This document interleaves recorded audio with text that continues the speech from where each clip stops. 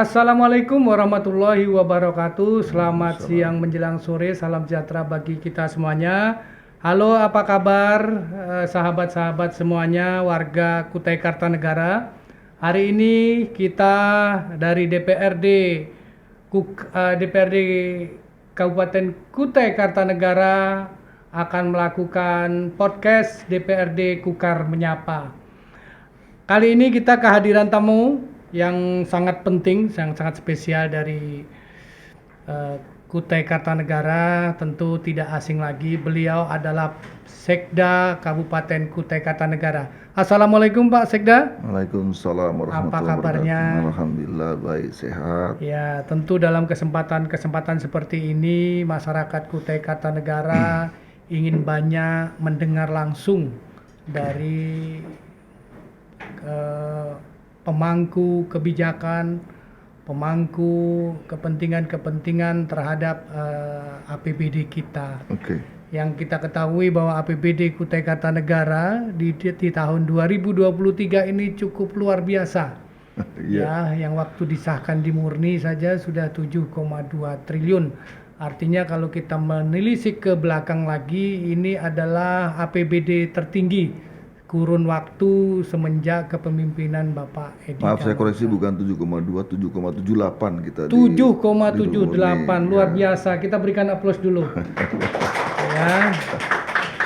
Tentu ini sangat disyukuri oleh semua lapisan masyarakat Kutai Kartanegara, dan harapannya tentu APBD ini bisa mengena langsung, memberikan dampak yang positif kepada masyarakat kita di Kutai Kartanegara. Pemirsa, tentu banyak hal yang ingin kita pertanyakan kepada beliau, tapi selebihnya nanti mungkin beliau akan banyak memberikan masukan dulu dengan kita apa itu APBD tentunya. Pak Sekda, Ya. jadi kita ini kan menyusun anggaran di belanja daerah kita mengenal yang namanya APBD. Nah, ini APBD sesungguhnya ini sebenarnya apa sih Pak? Ini masyarakat pengen tahu kok, selalu dibicarakan APBD kan begitu.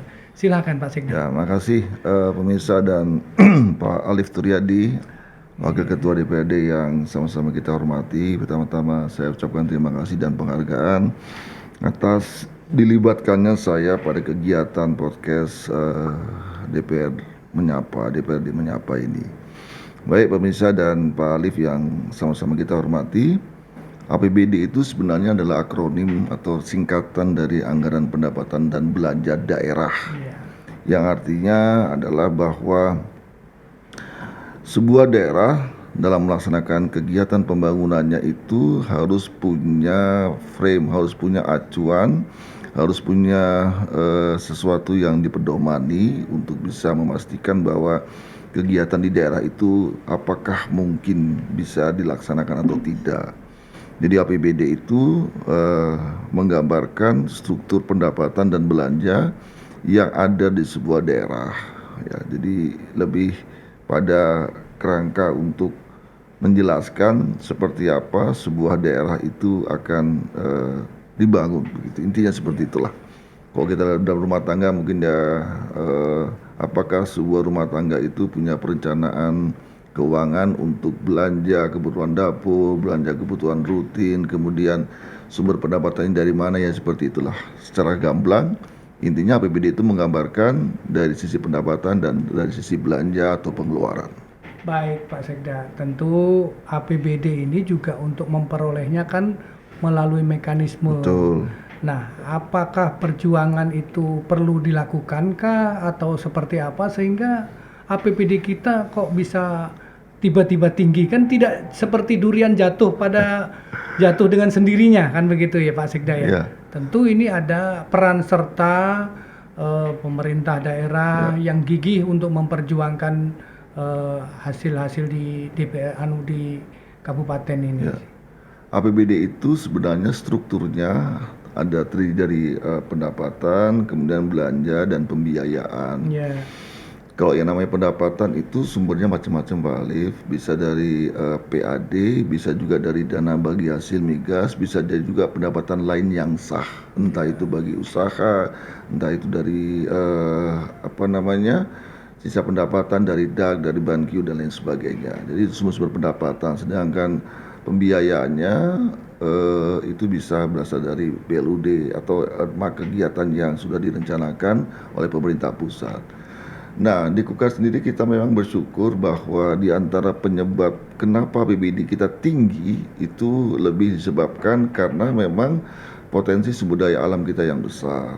Terus terang memang di tahun 2022 khususnya itu APBD kita meningkat di perencanaan tahun 2023 itu lebih disebabkan karena harga bahan galian terutama. Jadi bukan migas ya, migas kita itu di tahun kemarin relatif agak tidak terlalu signifikan kenaikannya, tapi yang meningkat itu adalah kenaikan dari sektor bahan galian dan mineral. Di samping itu memang sekarang ada kebijakan baru dari pemerintah pusat yang menghitung ulang.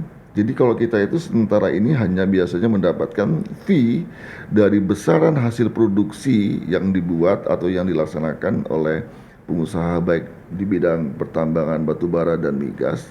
Tapi sekarang ini ada aturan terbaru bahwa kita juga mendapat bagian dari profit atau hasil usaha keuntungan yang diperoleh oleh perusahaan. Jadi tidak hanya dari sisi eksploitasinya, tapi juga dari kegiatan hilirnya ketika ada laba dari perusahaan itu juga harus wajib dibagi oleh daerah kepada daerah.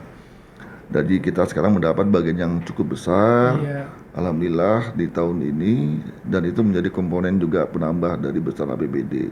Yang lain juga kita bersyukur bahwa PAD kita relatif meningkat. Ya, kalau dari laporan Kepala Bapenda kemarin, peningkatannya bahkan mencapai 114% PAD kita ya.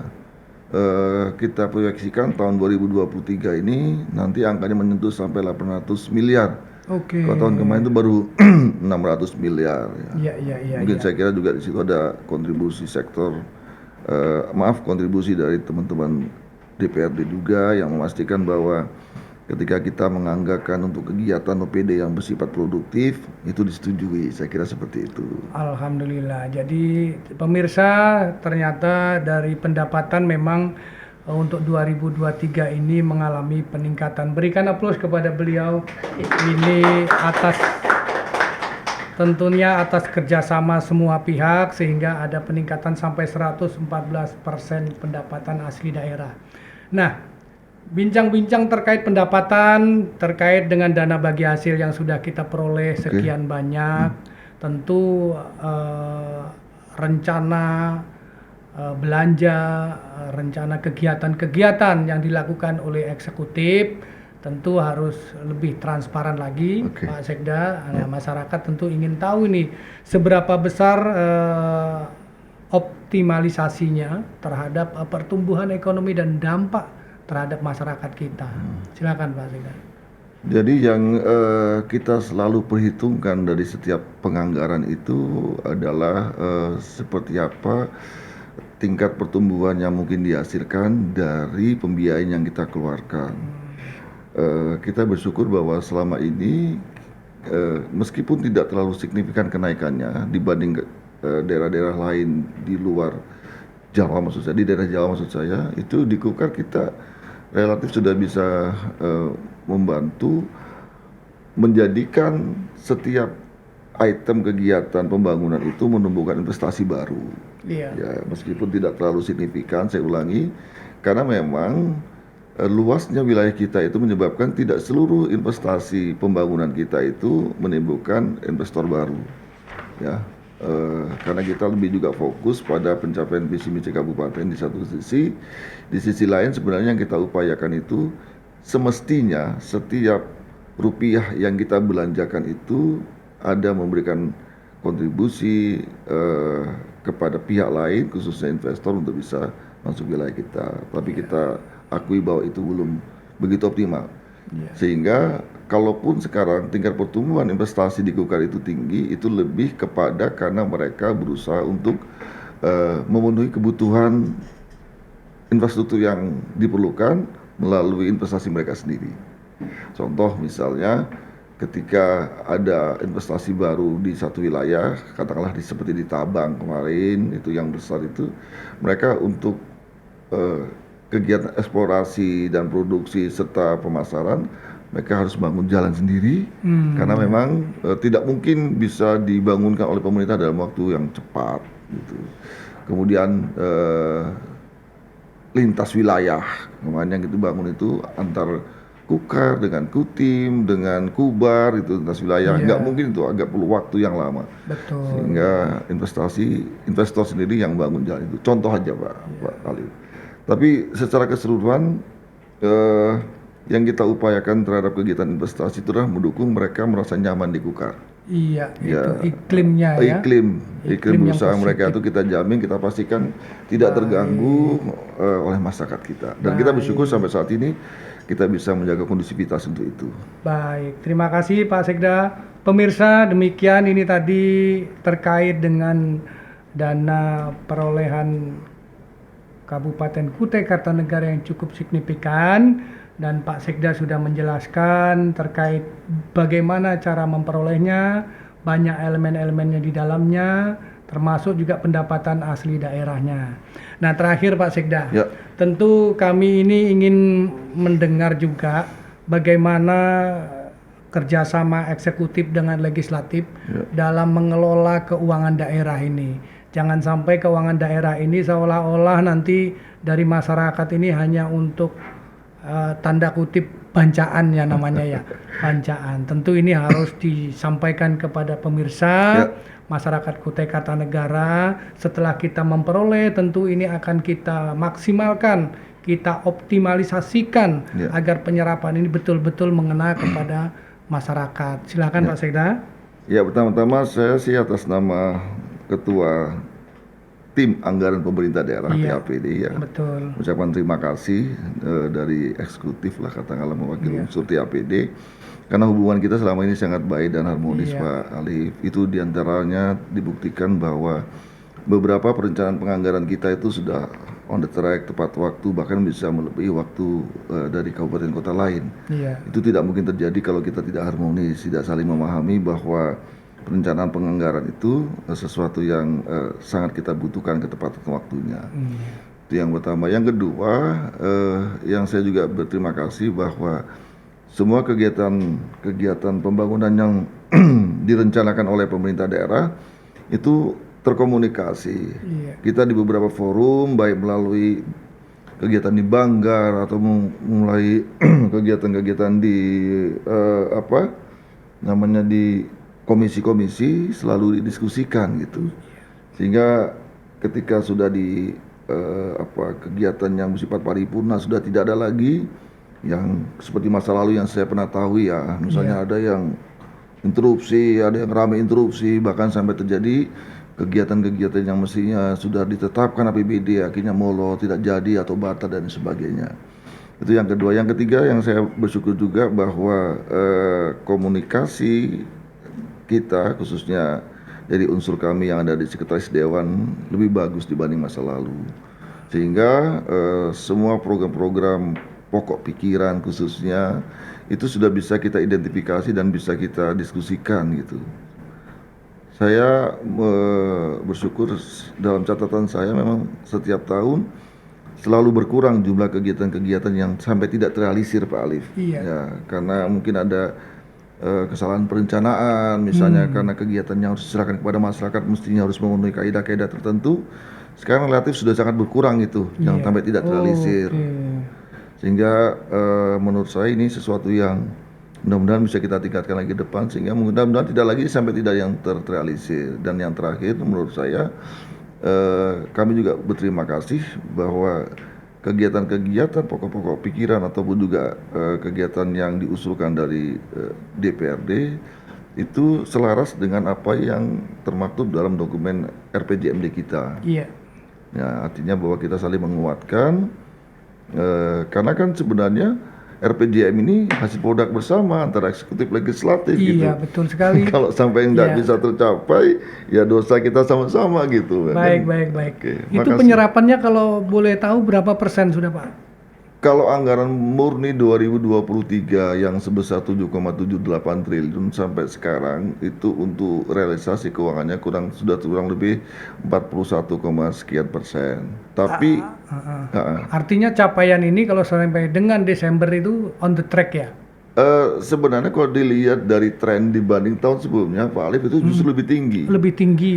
Oke. Lebih tinggi itu ukurannya yang pertama jumlah sub kegiatan yang kita selesaikan, yang kedua jumlah anggaran yang bisa kita realisasikan. Iya. Karena jauh betul dibanding tahun kemarin kan cuma 4,6, Betul. sekarang 7,78. Itu yang pertama. Yang kedua, kalau dia dari tahapan kegiatan, jadi kalau kami di pemerintahan tuh juga menilai dari tahapan kegiatan. Tahapan kegiatan seperti ini. Misalnya tahun ini kita ada kurang lebih 14.000 sub kegiatan. Dari 14.000 itu yang harus kita lelang sebanyak katakanlah 12.000. Dari 12.000 itu semestinya perintah Pak Bupati kemarin bulan Maret sudah harus dilelang semuanya. Sampai sekarang itu sudah 98, sekian persen yang sudah dilelang. Artinya tinggal sedikit saja yang belum dilelang untuk yang 7,78%. Artinya prosesnya sudah jalan, hanya memang di situ perlu ada yang namanya realisasi visi, kemudian penagihan uang muka dan lain sebagainya. Itu memang enggak yang sekarang lagi kita dorong. Iya, baik pemirsa, ini tadi sudah banyak sekali masukan terkait dengan baik itu melalui pendapatan, kemudian melalui penyerapan yang luar biasa. Kita berikan aplaus sekali lagi kepada beliau.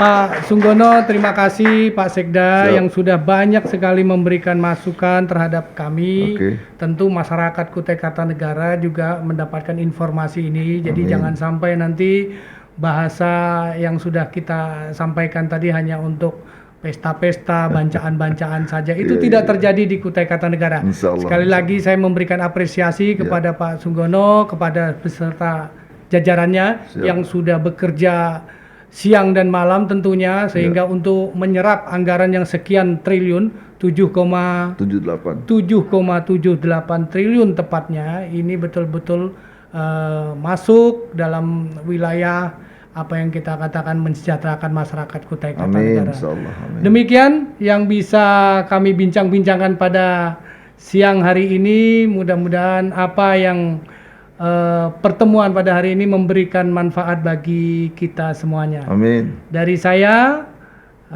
host pada siang hari ini, Alif Turyadi, mengucapkan banyak terima kasih atas kesempatan bincang-bincangnya Pak Sunggono. Lain kali kita bertemu Amin, kembali. insyaallah, Wabillahi insyaallah. taufiq wal hidayah. Wassalamualaikum warahmatullahi wabarakatuh. Waalaikumsalam warahmatullahi wabarakatuh.